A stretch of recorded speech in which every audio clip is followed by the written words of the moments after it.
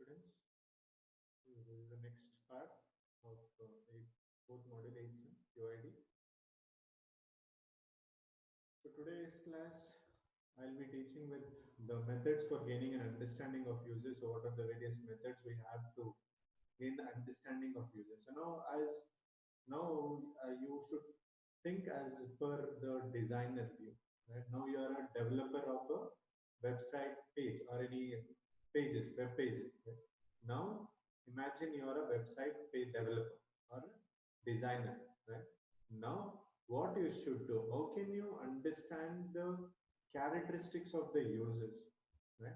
What are the various way do you get their interested, or what is their character, what is their behavior, what is that they're expecting, right?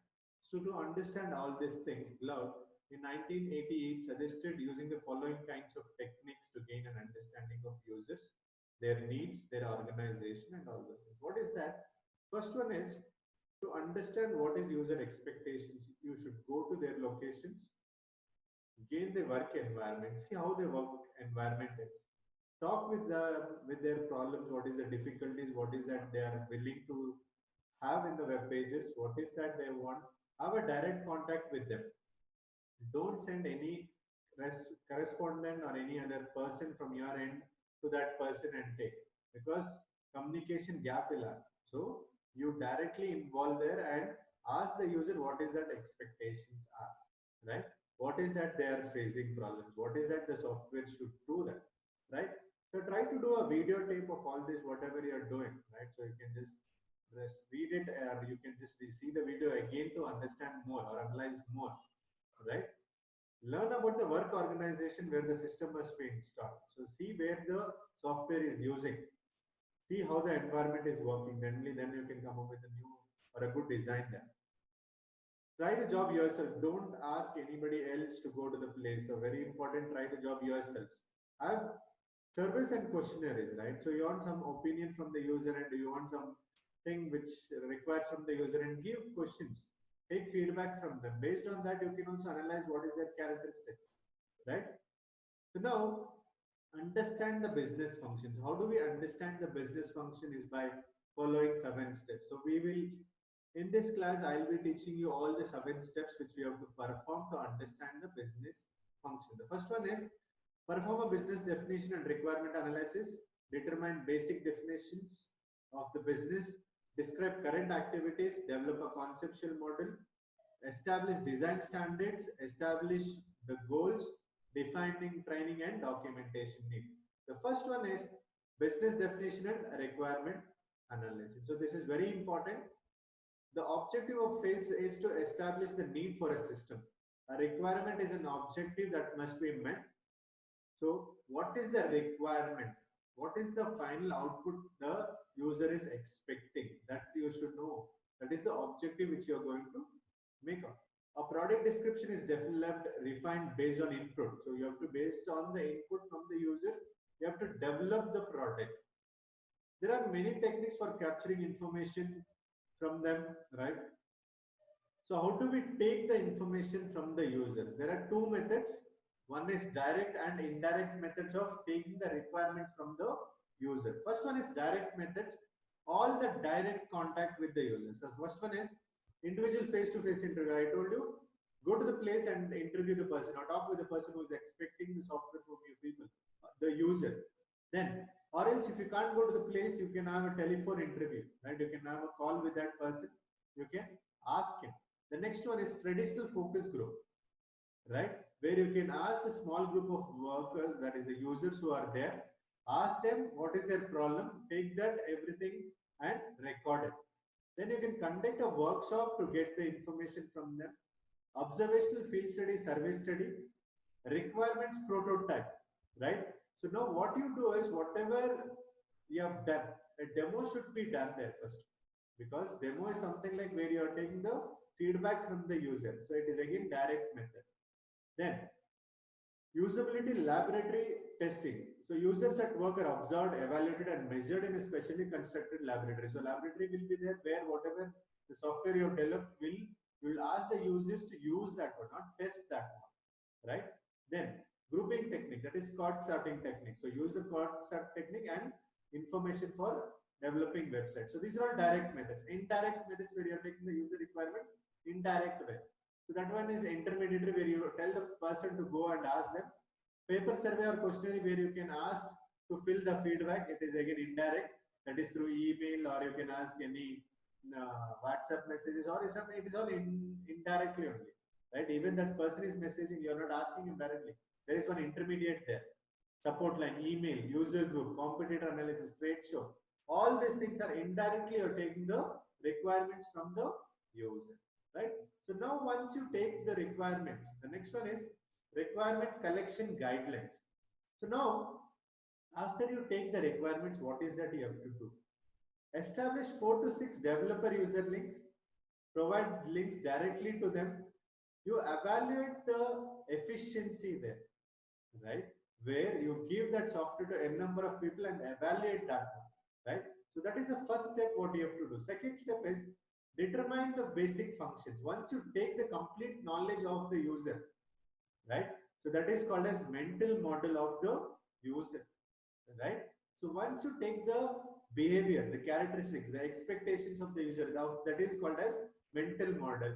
Second, you develop a conceptual model. That is, you develop the model according to the mental model of the user, right? You can do that by developing metaphors. That is, again, you can tell is that templates or defining objects, right? So now, how do you understand the user mental model? So we can understand this by the requirement analysis, right? We have taken the requirements direct and indirect method. By that we can know their requirements in person, right? So that is what mental model is very important. You have to come up with a mental model which tells the user interactions there, right? Then after taking the mental model, right, you have to do what? Task analysis, right? So based on the user activities, you split down into the subdivisions, right? You have to do n number of divisions for every requirement of the user. One task has to be there. That is one goal for the one requirement. If there are 10 requirements, you have to divide into so and do that, right?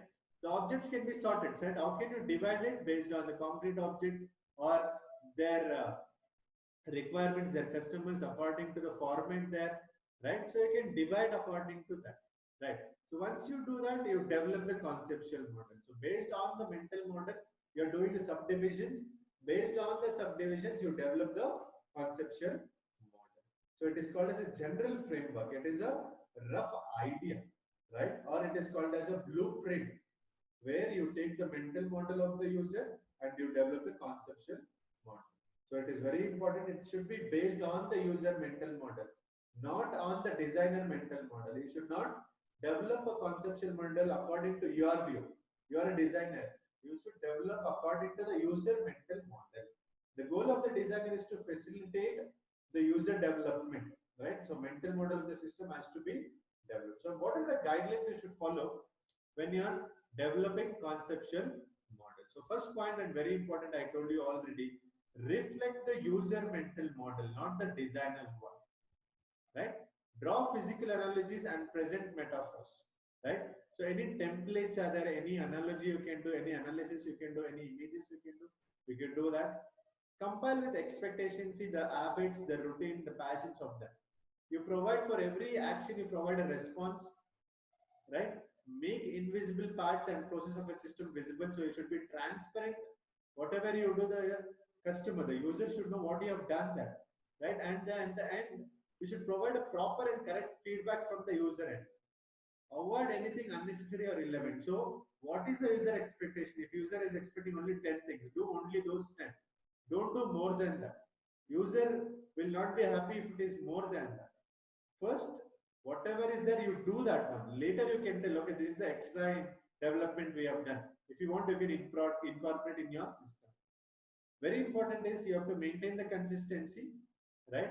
What is consistency? Now, today morning, I am using your website, what you have designed. The whatever the output I got, the same output should be there even after I browse the network for 7 or 8 or 10 number of times, right? And whatever you do, provide documentation, right? It is very important, right? So it's something like we have something stuck up. The user got stuck up in some place.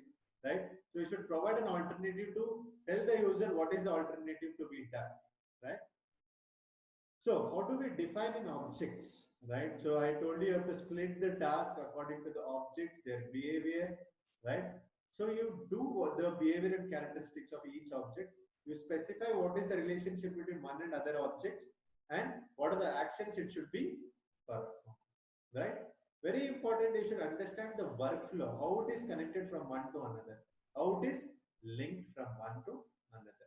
So you have to develop a metaphor. Metaphor is something like a common template, right? So now, for example, think a website person.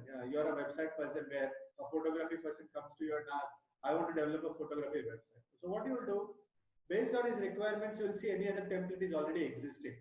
There may be so many number of templates. So that is what I have given there. Use real world templates or use simple metaphors, use common metaphors. Metaphors are like template where if it is matching according to the user design, edit and send it to him. If he is interested, you can develop, or you can scratch, you can do from the scratch, that is from the beginning. So metaphors can be existing one or you create a new one. Then, so based on all these things, you will get a model, that is after your mental model, you will get the conceptual model, right? So design standards or style guidelines which you have to follow, right? So as guidelines for users also there will be some guidelines. So for also developer there will be some guidelines. So user, what is that he is expecting? What is that the developer should incorporate in its design? The user is expecting the system should have a faster performance. There shouldn't be any errors. The training time should be less. It means it should be familiar to him. It should improve his performance satisfaction for him. So for all these things, what you should do, you should develop an interface which is very common, or even a layman should understand. So it should be a common interface or human common interface. Means it should be a simple design, right? So what you do, reduce the reducing time, right? That is training time. You provide a quality for benchmark there. Next one, what are the guidelines and the standards for system interface? So when you are using an interface, what are the guidelines? There were two scientists who told what are the guidelines you have to follow. Totput and Nielsen, right? They found out one rule when they found out one something very interesting.